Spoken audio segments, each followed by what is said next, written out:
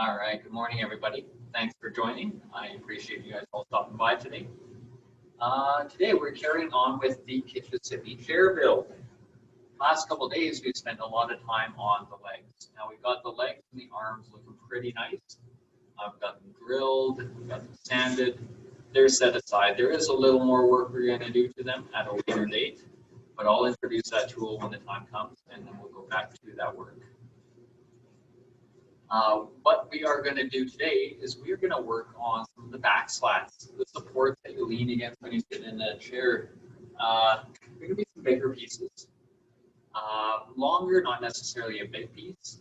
What we're going to do is we're going to use templates that we've already had pre-made to cut these out. And I'll show you guys those templates right now.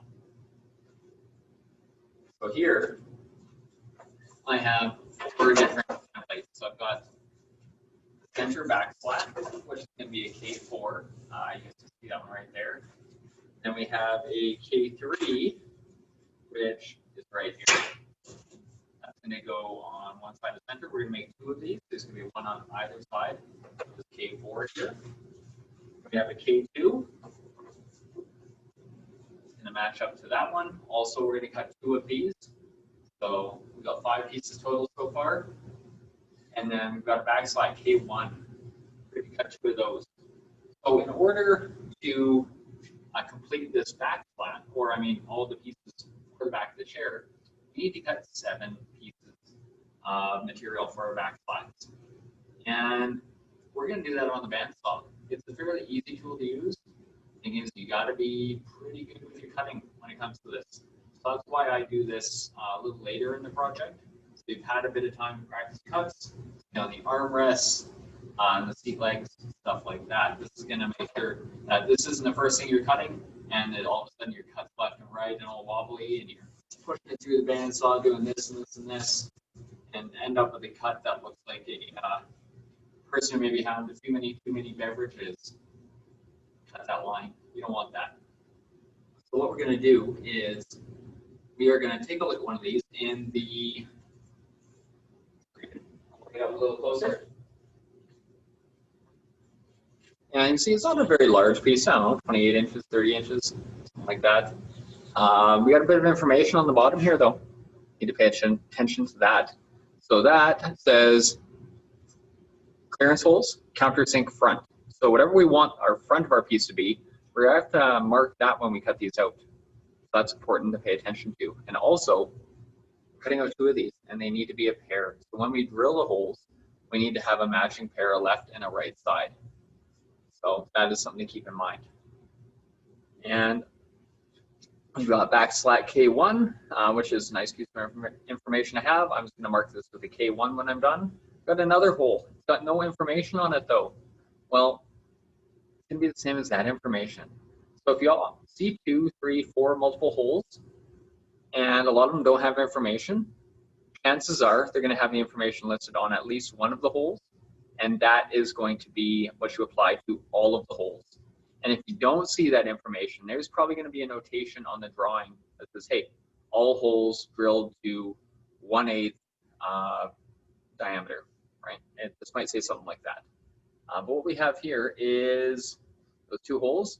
We have this funny little symbol here. Let's see if I can bring this a little closer for you. That symbol there means that we're going to round over this edge and this edge, and obviously we're going to do that as well.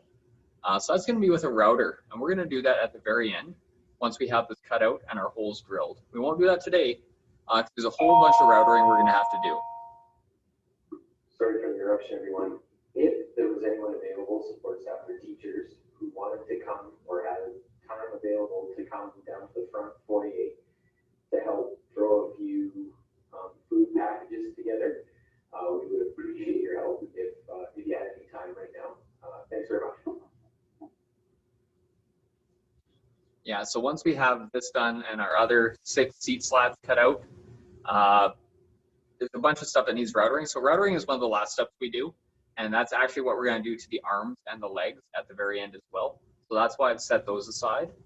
So routering is going to be one of the last steps that we do. And yeah, so we're going to cut this out on the bandsaw, and we are going to cut these pieces of material though We're going to cut them out of this 1x6 I have here on the table.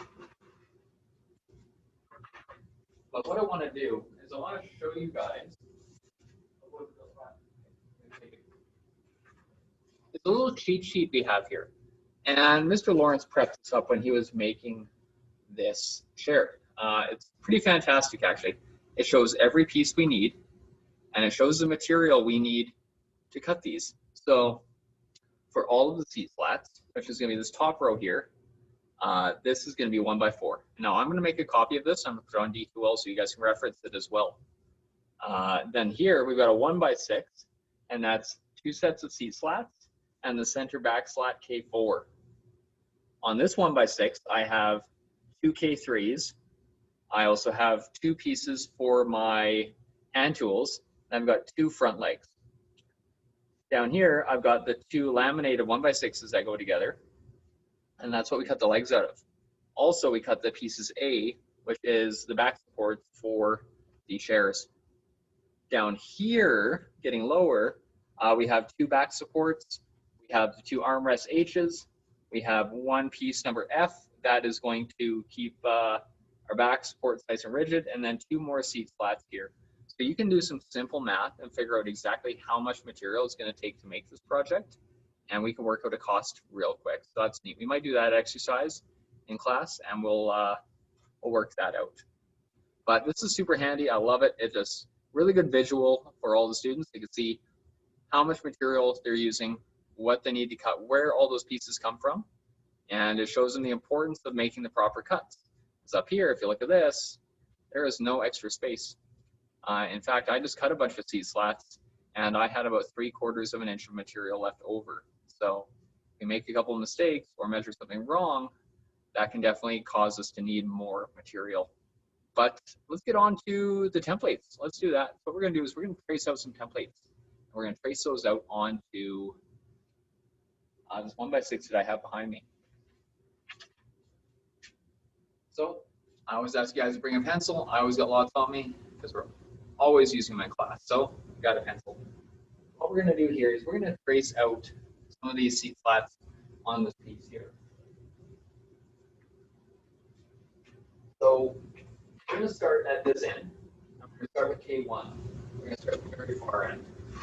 And what I do here is I put my seat slat on a piece of wood.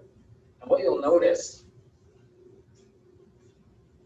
is this edge here, straight, long, and straight. There it is. So what we can do to save ourselves a lot of time is actually line up this edge with one of the edges of our material right here. Saves us a lot of cutting. So I'm going to do that. This, I think, is going to be a much more efficient way to complete the project. So we're cutting one long line. So we're going to mark that, mark that there. And since we need a second one, I'm actually going to flip this, move to the other side of the board, and we're going to mark that out. And double check it's where it needs to be. Looks pretty good to me. Yeah, so we'll do that.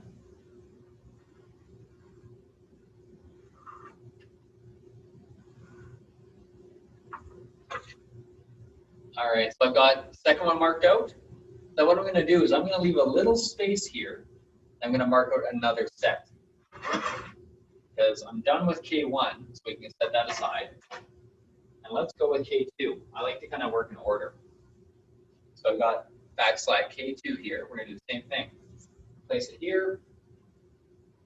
We're going to use the edge.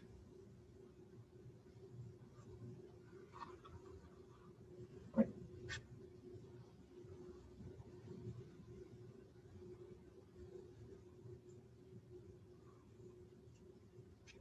going to flip it and do our next one.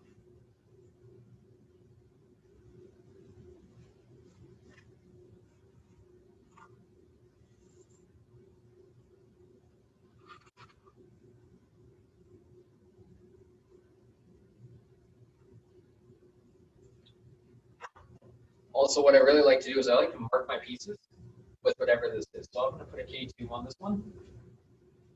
This is the K2. This is the K1. And K1. So what we have is 4 pieces marked out. I use these long edges to save me from cutting a whole bunch. I make sure I got the rounded edges up there. Right here, you can see I've got these kind of point to point, and up here I've got these kind of end to end. I'm going to draw us a line there with a square. We're going to cut that on the miter saw. And that is going to make this piece more manageable so we can work with it on the bandsaw for cutting.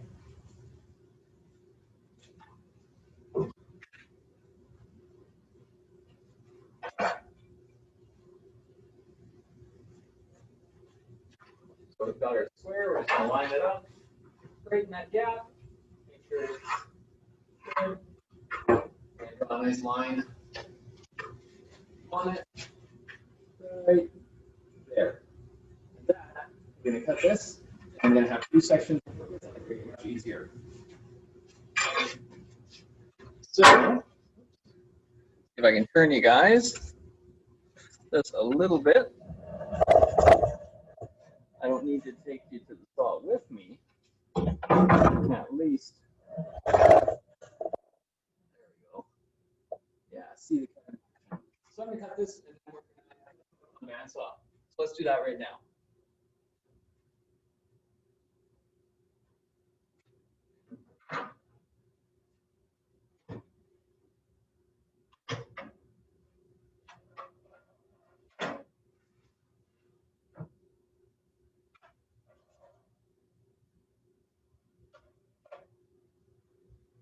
Again, safety first.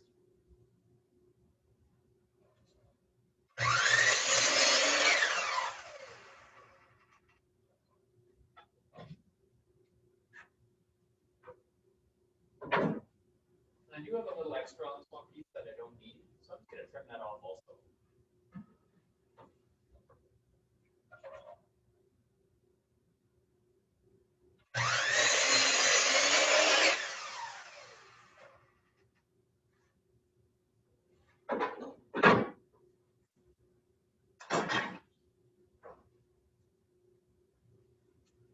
All right, so now we got some manageable pieces to work with here. We're going to take these to the bandsaw. I'm going to turn you guys around. We're going to cut a piece.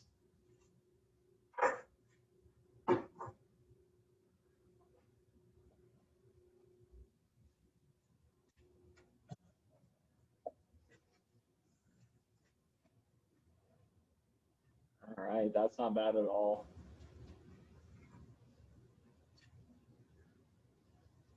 So I have a piece prepared here, and it's the K4. It is the back slat. Big piece. I'm going to cut that. And you can see I've got that quarter marked out of there. Got that line marked the whole way. And what I want to do is I want to cut on the outside of that line, the scrap side. So we're going to mark that.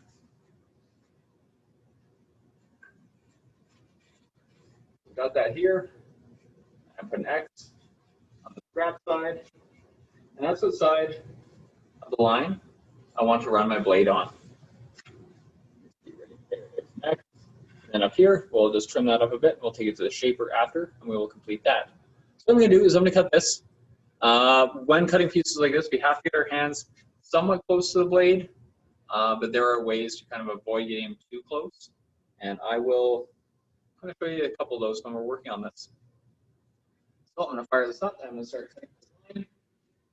The goal is to cut as straight as possible, not a whole bunch of wobbles in it. We don't want it looking like someone had a few too many drinks and decided to hop on the saw and work with it. It's never a good idea. I would never do that. Because safety is pretty serious, and I like my hands. I need them to hold my boy with, so I'm going to take care of them. So we're going to turn this on, and we're going to cut the piece.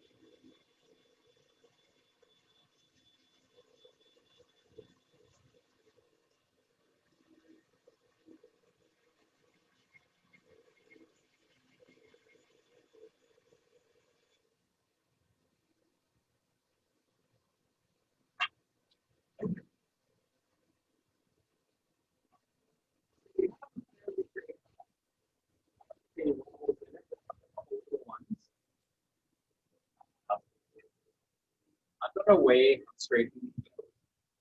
And how we straighten them out, if we do have wobbles in our cuts, are we take it to the jointer and we run this edge on the jointer. So I'm going to do that. I'm going to turn this video so you guys can see that.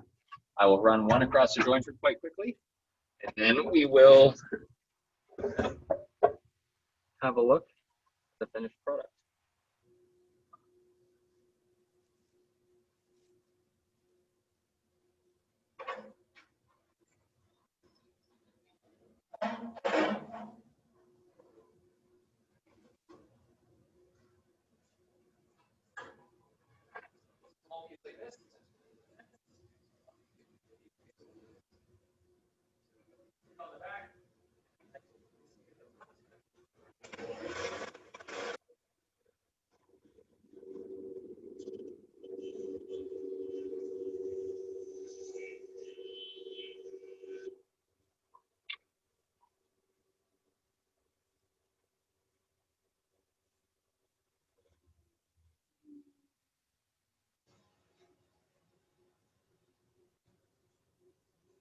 Thing is, when you have a nice straight cut, it's not hard to correct.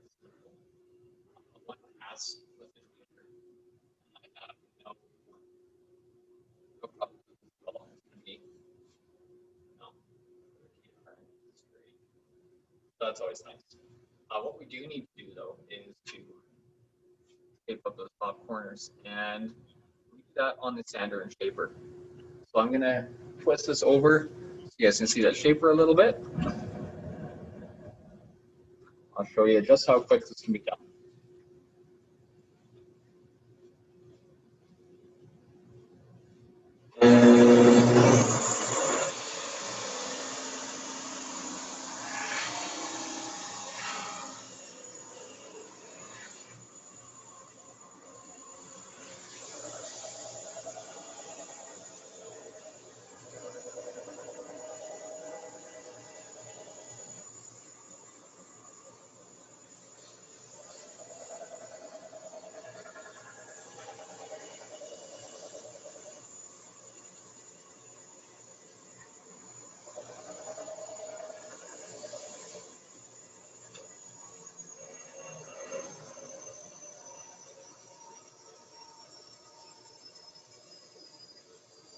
There we go. Right to the line, just to the line up, and that piece is completed. We are doing well. So there are a couple things that we do need to put on here. We do need to put our hole placement on here. We can take that keyboard template, and we can do that. I'll do it right on the table here. So we've got our template. You can also check to see how this matches up. And as you can see, pretty darn close. I don't have any issues anywhere. So got that. Really pokey or stabby, you can have to do anything else behind. Right here, my hole. Vertical press. We'll press for that one. And write some information on. So they're clearance holes with the countersink on the front. So circle my holes firstly, so I know where they are. I write CH for CS-F for the countersink front. And I've got K4 written on here. So, got, where is that? Hole circled. And the information on that hole there might be upside down for you guys. But yeah, so that's what we need for that. Last step is drill some holes. So, I'm going to do a 180 with the camera. And you guys can see that. Okay, yeah, we're not perfect, but good enough.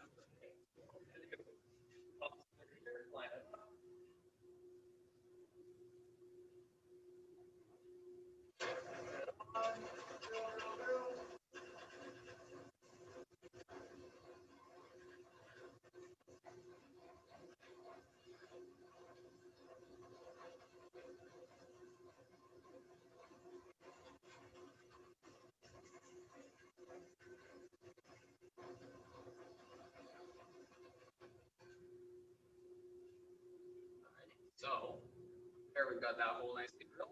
Countersunk on the front. That one up here. Countersunk on the front.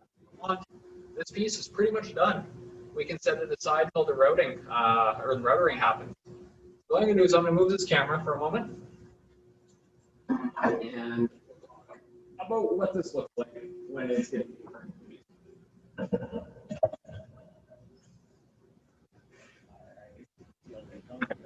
I'm going to do a bit of tidy up.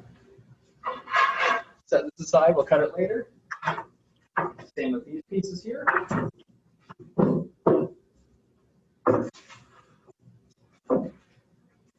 We're going to take all of our templates, just stack them nice. I always love a clean workspace.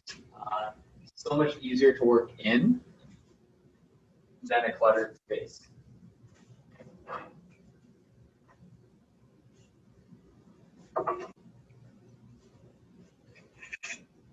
So we got my K4 here.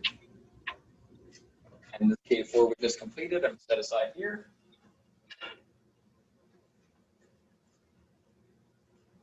Here goes back on the shelf.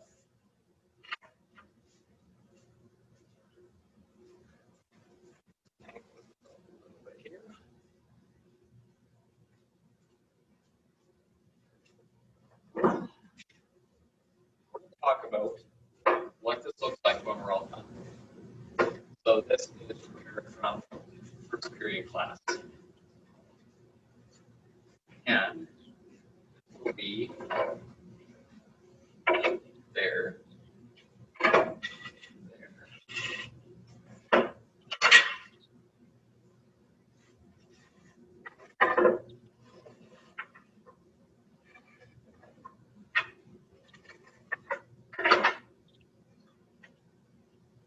What we have right there is the back of our chair. Forward of it is the entire. And these are all going to have just a little bit of spacing between them. Taking that nice look. Space your blocks so the spacing is even when we assemble these. But for demonstration today, you don't have to be quite that accurate. So we have a pretty good looking seat back. This may taper in a little more at the bottom. But we get that traditional shape. Looks real nice. I'm quite happy with how this turned out. And it is overall going to be a pretty nice project. So these have been completed. I've drilled these ones. I haven't routed them yet. We'll do that in a little bit. These are going to be set aside. We've got a few more cut for the class. And we're well on our way to making these chairs. Every day we're going to be cutting out some pieces until we have them all done. Then we're going to assemble. So it's going to be a lot happening in the next little bit here. I know we got tomorrow going to be a short class because tomorrow's Friday. So Friday class times are going to be our normal Friday bell schedule because I've got a meeting first thing in the morning. So they'll be on say 9:30 or whenever that starts for the first period. Yeah, so I just want to say thank you guys. Thanks for joining in today. Thanks for sticking with me. If you haven't, please drop your name in the chat.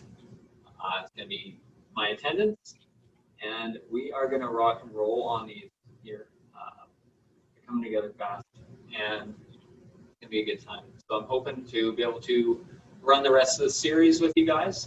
They did talk about potentially kicking us out of the building due to these COVID restrictions. But since this isn't really feasible to work from home, I'm probably going to be an exception, or CTS people are probably going to be an exception, where we can work back in the shop so I can continue to work on these chairs with you guys in this video. We can complete the build series, because I would be really annoyed if I got interrupted mid-build series and had to stop this. We're just getting some good momentum.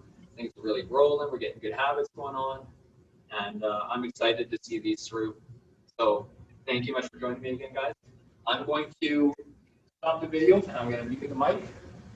I will be here for the next 15 minutes to help you guys with anything you need. Today's quiz is open, so please take care of that. One more thing, guys, a little more serious note. I checked the mark books last night. There are a lot of people that are missing a bunch of stuff. Now, as much as I would like to give you guys credits for just watching me build a chair, that isn't the reality in the class. So I've had to turn my assessment to online assessment. I've done that, and with these quizzes we're doing daily, that's how I'm taking your marks for the next unit, and as well as production and material management. So we really need to start completing those. It would be terrible if you watched every video, you came in, you watched the whole build series, and you didn't do any of the quizzes, and you weren't successful in completing the course because of it. You're more than welcome to take it again if you end up not being successful, but I would rather you guys get it right the first time. You just complete the quizzes, get your marks, and then come back, we'll build some chairs. 20 level is coming up soon too. So if you guys are in 20 level and say semester 2, then you need your 10 level for that. So let's make sure we have everything and we're getting all of the credits that we deserve. So thank you again, guys. I appreciate it. I'm going to, like I said, shut this down, but I will be here if you need any help. Just yell at me through the computer, send me a chat, send me an email. You guys know I'm available for you. Awesome. Thank you very much. Have a great day and have a good rest of the afternoon. See you guys.